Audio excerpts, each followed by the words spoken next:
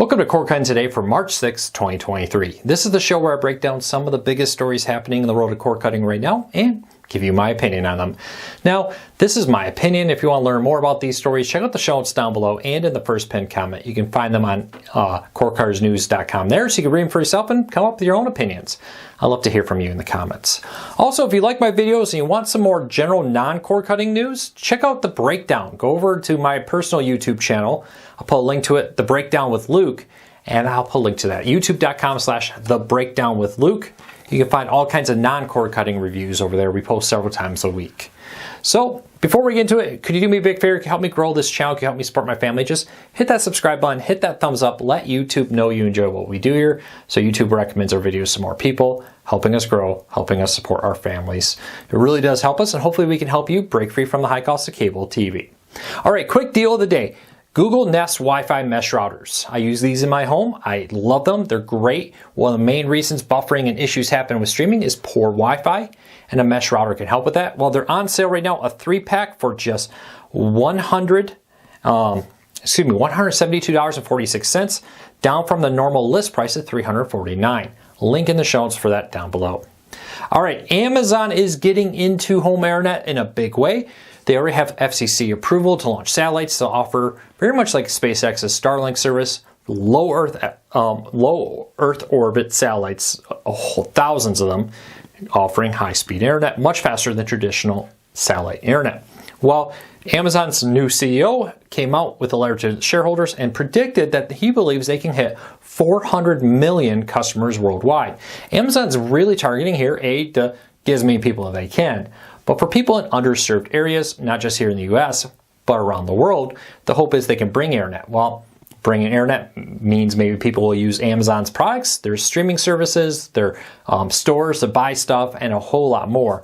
So there's kind of a double-edged sword here. They want to become an ISP, but they want to become an ISP because they want more people to have high-speed internet so that more people can go and stream their stuff and use their products and do more in the world of Amazon. So to keep a close eye on this. Probably a year or two out, they do have a deadline coming up. I would be shocked if by into 2025 they don't have this available in some parts of the United States. I think in 2026 they have to have a set number of satellites, but 1,600 mid-2026 they need to have those up in space or risk losing their approval from the FCC to keep doing this. I love competition. I don't think there's anything wrong with Amazon getting into this. I love it because maybe that'll force other companies to get better in what they do if they're facing real competition. Kind of seeing that. T-Mobile, Verizon, Home Internet is definitely making an impact on the big internet providers. I always say, show me who you attack and I'll show you who you're afraid of. Notice all the ads recently have been attacking wireless internet from T-Mobile and Verizon, for example. They obviously are afraid of them. If they weren't, they wouldn't be spending so much money to attack them. So keep a close eye on this. I'm very interested to see what happens. Leave me a comment. Would you subscribe to Amazon Home Internet? That's our question of the day. Let me know. All right. Speaking of wireless, T-Mobile, one of the big things I had people say is T-Mobile Internet, Home Internet sounds great. 5G, all the speeds, good price starting at $50 a month with autopay. But will it work for me? Now T-Mobile wants to take that out. They're offering a 2-week money-back guarantee, allowing you to try out the service, see if it's right for you. Heck, you can do that 2 weeks while you're still paying for your other internet, so you always have to fall back. You even have to cancel your other internet provider. But T-Mobile is now offering a 2-week money-back guarantee to try it. I often say, consider all options now for home internet. A few years ago, there was not. You really had cable and maybe DSL. Well, DSL is not even sold in most areas. It's mostly fiber now. So maybe your phone company is an option you should check out.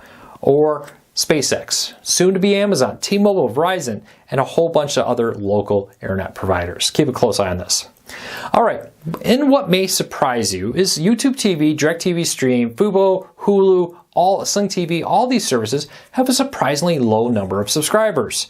Now, in the last decade, 25 million households have canceled traditional cable TV type services, and that's on top of the 10.1 million new households. So the number of people paying for a traditional pay TV service has gone down by over 25 million. An additional 10 million households have been built, so 35 million, let's just say, households. Well, according to a report from TV Tech, only 8.3 million subscribers pay for a live TV streaming service like YouTube TV, Hulu, Fubo, Sling, the list goes on and on. And the question is, what are the other people doing? And what increasingly we're seeing is most cord cutters are going on demand only. That most cord cutters do not pay for live TV service. We actually see an interesting trend here, that most new cord cutters do start with a cable-like service like YouTube TV on here. But then after a while, if they're not sports fans or are very much attached to maybe certain live news channels, they drift away and they go on demand only, and they end up canceling this. Increasingly, live TV is becoming the world of sports and to a lesser extent news. News is increasingly easy to find free, but maybe not the talk shows if you're really attached to MSNBC, Fox News, CNN, etc. So it'll be interesting. It is clear, though, that the majority of cord cutters no longer pay for a traditional live TV service like the big networks had hoped. They had hoped that, hey, we'll just swap people from Comcast over to Hulu, YouTube TV, etc. It's not happening the way they thought it would. So we'll have to keep a close eye on this, see what happens, and see. Now, I would love to know from you, were you ever in this world, did you start with a live TV service, go away from it? Do you just do it when you want it? Do you get it all the time? I'd love to hear from you. Speaking of live TV service, Frndly is the very budget-friendly service. They got a growing number of channels, Ion, the Hallmark channels, the Game Show Network, and more.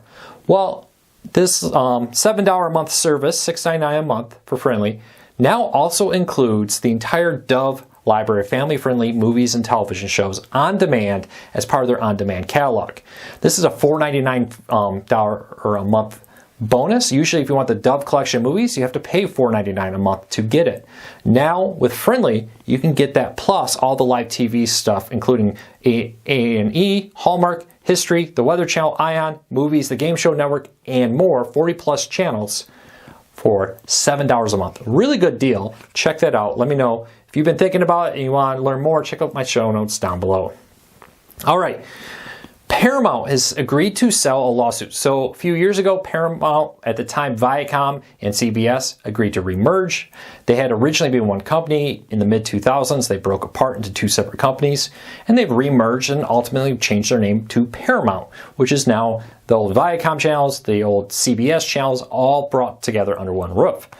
Well, shareholders sued, saying that the chairman behind both of these, Sherry Redstone, I believe the Redstone family had a majority vote of both companies, that they rammed that through for personal gain rather than what's good for the shareholders. Paramount and the shareholders have come to a $122.5 million settlement, pending a judge's agreement on this. We'll have to see how that all works out. But this still needs to be approved by the judge. It's part of the FCC filing. Now, what's interesting here is Paramount says they're suing their insurers, saying that the insurers should have maybe covered this. They weren't very clear why they're suing their insurers over this, but I'm sure they want the insurance companies to cover the $122.5 million fee here rather than paying that themselves. From my understanding, this could be one of the last big things hanging out there to complete the Viacom and CBS merger, and that will be done. And we'll now have Paramount going forward, as we've already seen with Paramount Plus, everything kind of just coming under that banner. So we'll keep a close eye on that.